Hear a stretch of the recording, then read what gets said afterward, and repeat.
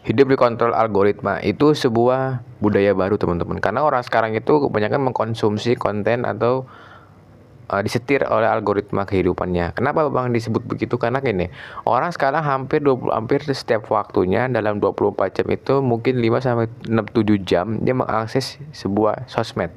Entah itu TikTok, Instagram, YouTube dan lain sebagainya. Dan dia pasti mengkonsumsi namanya video atau konten. Nah, konten ini bakal ngaruh teman-teman nih ke kehidupannya. Oke, sesuai dengan judulnya di hidup dikontrol algoritma itu yang pertama adalah membuat pandangan baru. Nah, jadi teman-teman orang itu jadi semakin terbuka pikirannya. Kalau misalnya dia mengkonsumsi konten yang positif, misalnya sekarang itu cara parenting orang tua yang mungkin salah, terus juga tentang keuangan yang lebih terbuka, tentang investasi dan lain sebagainya. Ini mungkin bagus ya. Jadi sebenarnya dampaknya itu bagus, tapi yang perlu kita garis bawahi adalah ini harus diteliti dulu teman-teman. Karena kadang orang tuh kebanyakannya tuh mereka cuman flexing ya atau pamer misalnya nih investasi di suatu aset terus keuntungannya gede terus pamer di sosmed. Nah, itu flexing juga jatuhnya, tapi kita itu kan kebanyakan FOMO jadinya. Nah, jadi masyarakat tuh akan jadi FOMO. Kenapa FOMO? Karena dia tidak bertelusuri dulu. Gampang kemakan yang namanya itu konten. Apakah ini sebuah dampak? Ya, ini dampak. Kalau misalnya masyarakat kita itu dia telusuri, dipelajarin, oke lah, bagus. Jadi sebenarnya dengan adanya sosial media orang bakal terpengaruh dan hidupnya bakal terus dikontrol oleh algoritma dengan apa yang dia tonton teman-teman ya. Yang kedua adalah debat atau jadi ribut. Jadi semenjak adanya sosmed orang itu jadi gampang banget ribut ya. Sekarang orang ributnya nggak di langsung gitu, jadi ributnya itu dapat di sosmed kayak di IG atau di TikTok. Itu kan fakta seperti itu. Kadang orang komentar apa nih, komentar yang nggak enak nih, udah ntar mereka bakal ya mungkin bakalan saling serang atau bakalan saling apapun itu. Bahkan kalau ada orang yang emang gak suka sama kita, dia bakal bisa nyewa spammer, di spam tuh akunnya ntar bisa kena blokiran. Jadi sebenarnya sosmed itu gampang yang namanya terpecah belah. Ada orang beda pendapat nih, beda pendapatnya, udah tuh ntar ribut karena sosial media itu pengaruhnya besar sekarang. Walaupun cuma tatap muka doang nih, nggak tatap muka secara langsung, cuma ketikan jari. Jangan dianggap remeh untuk apa ya? Itu dampaknya. Jadi kita perlu kaji ini teman-teman. Dan sebagai pengguna sosial media juga kita harus yang namanya berhati-hati terhadap seperti ini ya. Yang selanjutnya adalah pertemanan atau pergaulan. Nah, ini penting teman-teman. Jadi kalau orang sekarang beda nih, misalnya nih dia beda isi kontennya dengan yang lain, atau misalnya dia lebih suka nonton edukasi, tapi kebanyakan temennya itu nontonnya hiburan, ya udah nanti dia bakal dijauhin. Nah, ini semenjak adanya sosial media orang itu jadi pilih-pilih teman. Nggak mau sama dia bergaul lah, nggak punya TikTok, ada yang kayak gitu loh. Nggak mau sama dia bergaulnya orangnya nggak update, males. Nah, ada yang kayak gitu. Jadi sosial media ini sekarang mempengaruhi circle pertemanan atau lingkungan ya, lingkungan pertemanan, lingkungan kerja mungkin, lingkungan tempat tinggal itu ngaruh sekali teman-teman. Jadi dengan ada sosial media, tatanan hidup masyarakat itu berbeda banget dibandingkan sebelum ada sosial media. Orang kalau sebelum ya dulu ya, waktu tahun-tahun 90-an, tahun-tahun 70-an itu kan belum ada sistem sosial media.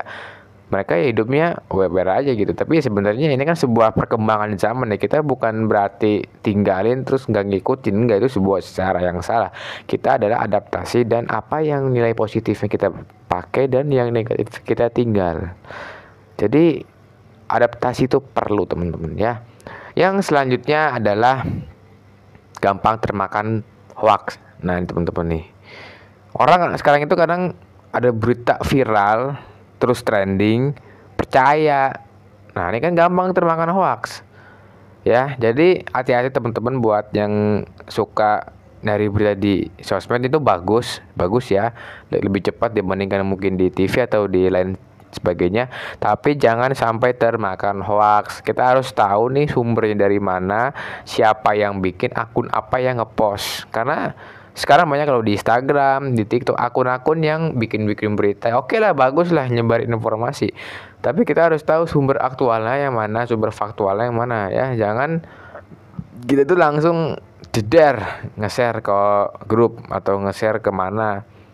Harus tahu sumbernya, harus tahu datanya yang beredar seperti apa. Mungkin kalau misalnya berita tuh biasanya ada saksi mata kan ya, itu kita bisa tanya.